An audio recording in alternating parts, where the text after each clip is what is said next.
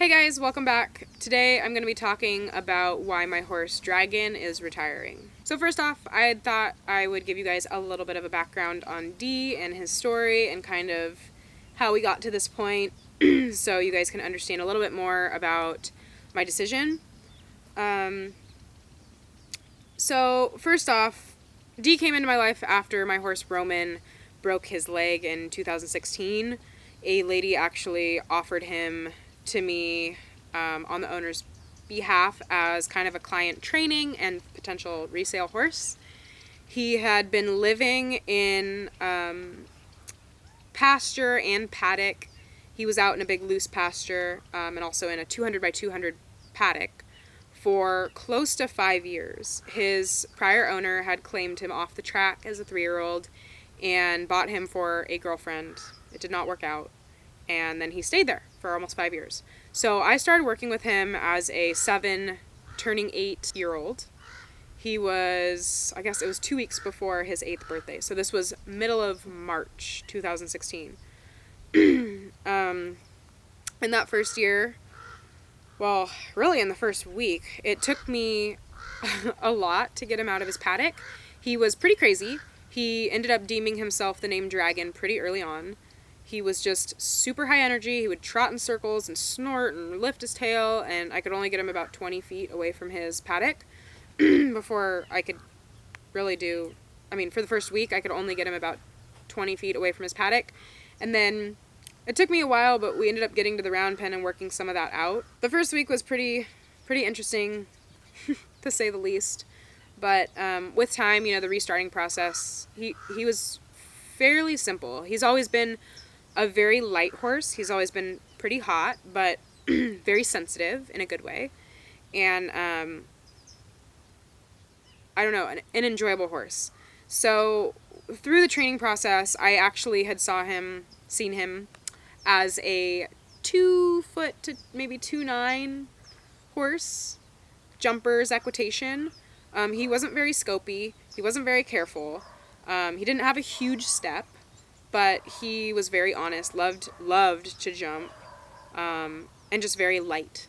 So for quite a while we were doing that. That December of 2016, he actually popped a splint. It was a huge splint, and he was off for 3 months on his left front leg.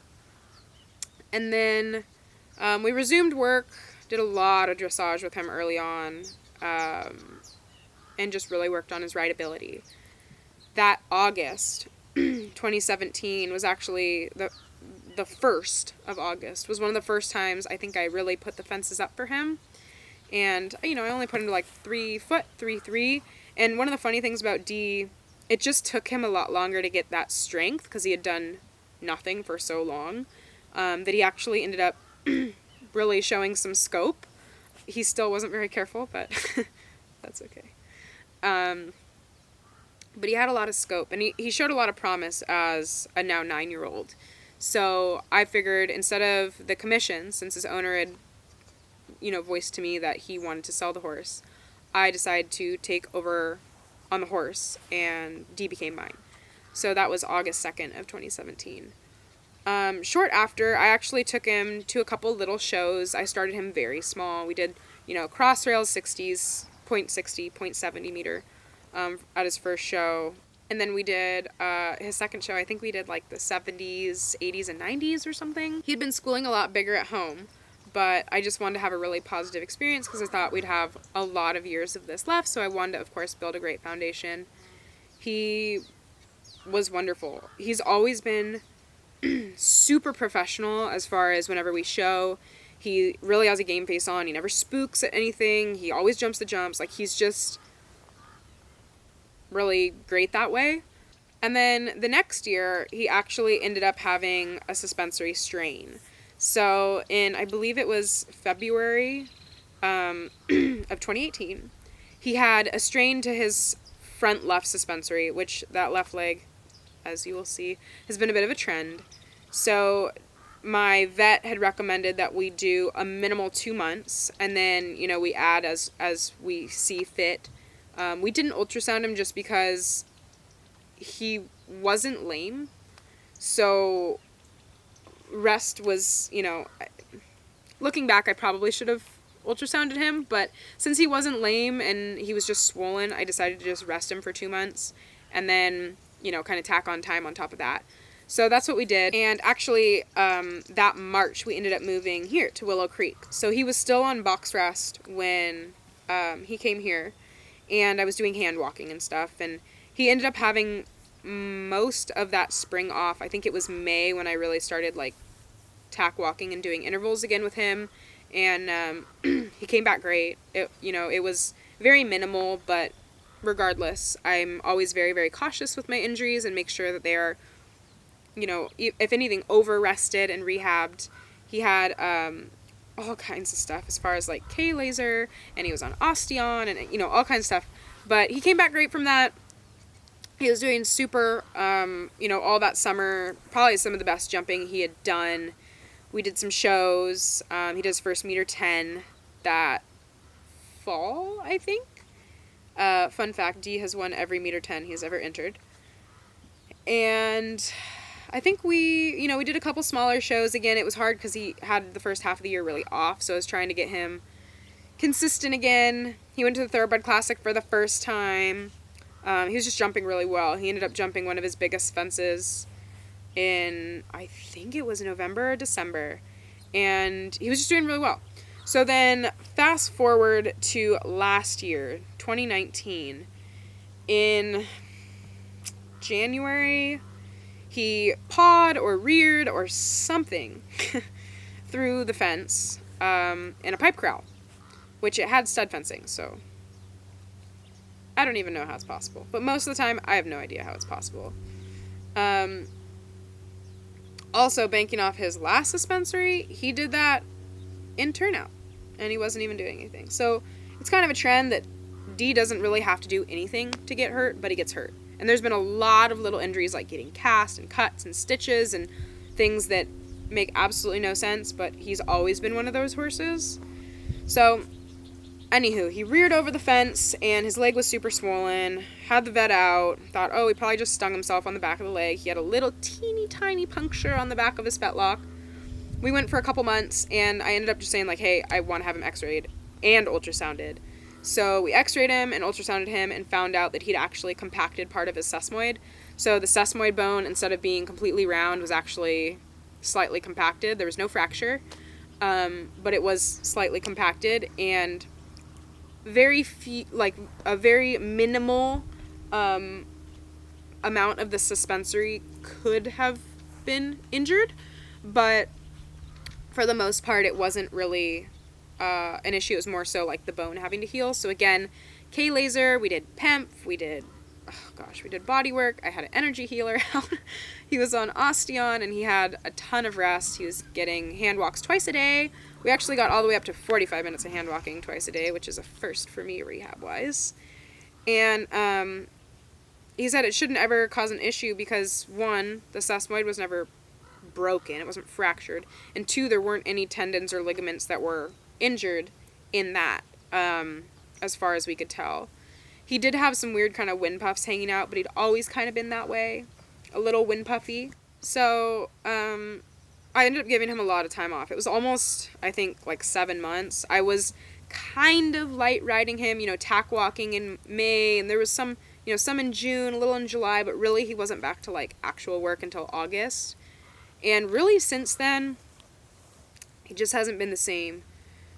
So, he was in a box, he's in a box stall for a long time, and I tried to put him out into a little paddock in, I want to say November of 2019, and he just wasn't quite himself. Like, he was having some issues being cold backed, which D's always been very tack sensitive, as far as, like, if you have an English saddle and then you put a Western saddle on, he's gonna be like, what the heck is this? He's always been very sensitive. So I was like, maybe he's just being a little funny with that. He, like, coming back into work, it's been a long time. So I really, like, restarted him. A lot of round pinning, surcingle, lunging with tack, that kind of stuff. And it was just kind of not right. Like, he just wasn't quite right. So I was like, okay, well, it's probably kissing spine or something like that, because that's normally, you know, a back issue that a lot of thoroughbreds have, and he has a roach back, so I was like, it's definitely that. I had the vet out. I can't tell you how many times I've had my vet out, and 3 other vets, actually, with the help, I guess, or the secondary opinion of an equine hospital that we have in the area. You know, we've done everything for his back, looking at his back, you know, and then even, you know, treating. He's never had any back soreness, ever, till this day. He's never had any issues with his back. He's been chiroed, acupuncture, again, PEMF. We even, you know, did injections to see if that would help. He's had his hocks done, he's had his stifles done, he's had a full lameness workup multiple times. The only thing we haven't done at this point is an MRI, which my vet says because he's had so many injuries in the past, it might give us more information that we need, and seeing all the diagnostics that we have and the amount that's been spent on him trying to figure out what it is, my vet said it most likely was either his brain or ulcers. So we treated for ulcers for just over 60 days, and I put him back in a box stall because the thought process there, after the animal psychic that I had communicate with him, she said he was stressed out because we have a very mountainous environment out here, and he said, you know, maybe it was mountain lions, or he just didn't feel secure being in a box stall. Now he's out in the middle of nowhere. So I put him back in, we treated him for ulcers, and he was a little bit better. He was definitely happy in his box stall because a lot of people walk back and forth there, but he just still wasn't quite right. And so really, since for the whole last year, he just hasn't been acting like himself. So, you know, he did go to Thoroughbred Classic that December. He went and showed, and I bumped him down. He did the meters, and he was good, but just still, again, not quite himself. And I got him going pretty good. I did notice quite a few changes in him, rideability wise, which, again, that's, you know, is that a question is this fitness related? Is this physically related? But seeing that I didn't have so many answers physically, I thought it's probably fitness or the lack of routine. You know, I thought like it probably was fitness since he'd been so inconsistent. Dee's always been a horse that's been in such a good schedule, especially because when Roman was out, that was pretty early on in my career. I didn't have 18 horses. You know, I had probably 6 to 8, and not all of them were every day. So Dee was out every single day, whether it was turnout and flat or, you know, round pen and bubble bath. I would just spend lots of time with him. And so I thought, you know what, it's probably the schedule. Like, I really need to get consistent, and I really need to work on getting his strength up because he had lost a lot of muscle, obviously, just hand walking, and he's never had the strongest back. So, and he's a little, you know, downhill, he's a little bum high. So I was like, okay, we need to work on that. He's always been so light in the mouth and, like, you know, just really wonderful, and I was kind of wondering why all of a sudden he was kind of transferring to the forehand more so. Anywho, that's been kind of something we've been combating for a long time. And then in April, he ended up somehow getting out of his stall. His gate was left open, and he got out and ran around, and he had some interesting kind of intermittent lameness, and since then he just hasn't really been right. Not soundness-wise, but just a combination of things. Mentally, anytime I put a surcingle on, he goes into a bronc fest. And really, even with the saddle. So, he was just really cold-backed. Like, not safe, and we had tried almost everything. I was having the vet out, like, once to twice a month for him, and calling him weekly with updates, and had multiple secondary opinions, again, from these other 2 vets that I had used and talked to and sent his images to, as far as like his legs and his, you know, his back and everything that had been done. I had talked with them about it, and everyone was kind of like, it seems like it's a mental thing, you know, like you could treat for ulcers again, but he's distributing no other signs. He's not, you know, he doesn't pin his ears, he doesn't kick out, he didn't have any other issues other than, you know, you get on, you go. He never kicks. He He never pins his ears. He jumps there was nothing else. So there was just a lot of disconnect. We really couldn't figure out what was going on. So it was getting to the point where I didn't feel safe getting on him, which is weird because a year ago, coming out of all of his rehabs prior, he's never exactly been a very good boy. But for the most part, once, his first 2 weeks were up, he'd go right back to work and be a perfect gentleman. So it was odd that this was carrying on. For the most part, I know that I really wasn't that consistent, and I don't know if that really had anything to do with it, but it was to the point where, we had literally tried, sedating him while bringing him back into work, and he was still doing it, and that's when I knew there was a red flag. That was a red flag.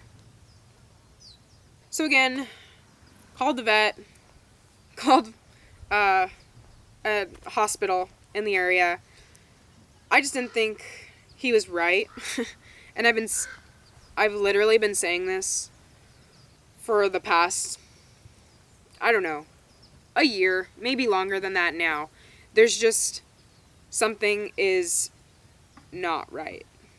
So, anywho, last week, maybe 2 weeks ago, I called my vet again and I was like, hey, can you come out and look at D? Because he's just not right. And in the last month, he was bronching so hard with his Single-On for the first 2 laps that he tore his heels off, both of them, with bell boots. Talented. And I was like, okay, well, maybe he bruised his digital cushion or something like that. I wanted to have the vet out. But also, I wanted to have the vet out, kind of as just to look at him. Because again, I just keep saying he's not quite right. He also managed to bang up his right front leg in his stall, which is impressive because we have built the Great Wall of China in his stall with 8-foot-high stud fencing, so he can't get his legs through any bars in his run outside, and there's plywood so that he can't do anything bad. So, that's really impressive. And he was a little tender, but again, there was nothing, he wasn't off, I really wanted to have the vet out to look at him. Through all of his rehabs and injuries, it's always been much more complicated than just what meets the eye. So I was like, you know what, let's just have him out again. It's been like a month. And probably, I want to say, maybe Sunday night, something must have happened over on that side of the barn because Trip also ripped his front shoe off in his stall, and D's left front leg was blown up like a balloon. And I brought him out on Monday, and I looked at his leg, and, the experience that I have at this point, and seeing him do it before, I knew it was a suspensory again, which again is a bummer. It wasn't super swollen the next day when the vet came to look at it, but he palpated it and he was very sore. And I just told him, I was like, don't even bother ultrasounding. We already knew it was a suspensory. At the end of it all, I asked my vet if it was still in his best interest to jump, and he said no. So, let's talk about the happier stuff. So, I'm sure people are going to ask, well, why don't you rehab him and make him a dressage horse? To be quite honest, I don't think D enjoys it anymore, and I'd much rather put him out in pasture while he still can. We're very fortunate to have all this pasture, and he actually has some of his old friends from the old ranch that are out in pasture here, some of the Mustangs, so it'll be a dream retirement. For now, he will be going in his box stall at night. He does still have hind shoes on, so I will pull those. And eventually he'll transition either to full pasture or pasture during the day and pipe corral at night or wood corral at night. I haven't really decided yet. He is still going to get care every single day. He will be with me till the day he dies, so he's not going anywhere. For those wondering, he is 12. He still has a lot of years left, but I think for now this is what's in his best interest. Thank you guys for watching. And I'll see you in my next video.